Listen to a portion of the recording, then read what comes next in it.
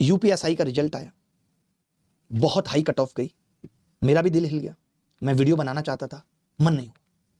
कुछ बच्चे मैसेज कर रहे थे, सर मेरे घर में मिठाई बट रही है, बहुत कम बच्चे। माँ की आंखों में खुशी है, पापा अलग कोने में मुस्कुरा रहे हैं क्योंकि बाप कभी कहता नहीं कितना खुश और कितना दुखी है।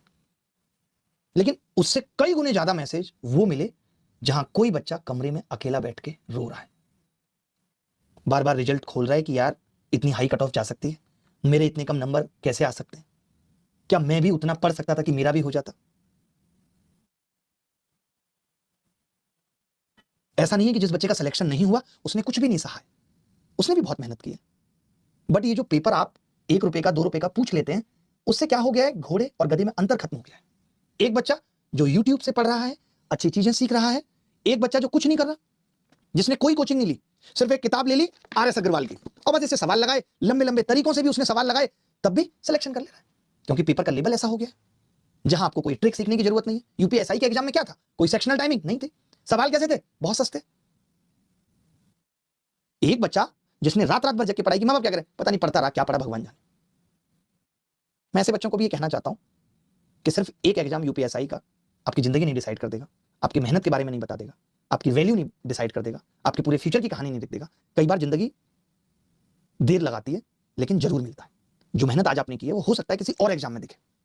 जिनका सिलेक्शन हुआ है उनको मैं बधाई देना चाहता हूं, और जिनका नहीं हुआ है, अगर रोने का दिल कर रहा है रो लीजिए, बुरा लगना भी जरूरी है। खुद को खत्म मत मानिए यार, बहुत आगे जाएंगे। मैंने ऐसे तमाम बच्चों को टूटते हुए देखा है, बिखरते हुए देखा है, लेकिन फिर बहुत आगे गए। तो एक रिजल्ट आपके संघर्ष से बड़ा नहीं हो सकता। अगर इसी तरीके की मेहनत आप सच्ची करते रहे तो एक दिन जरूर आपका भी वक्त बदलेगा भाई। रुकना नहीं है, कोई बात नहीं, कर क्या सकते हैं, बस यही सोचना क्या कर सकते हैं। हम जाके बोलेंगे यूपी सरकार को कि धांधली हुई है, कट ऑफ बताई गई, कैसे बताएं आप बताओ। सरकार कहेगी अच्छा हमें बताने आए हो, 21 राज्य चला रहे हैं हम और पूरा भारत भी, क्या कहोगे आप?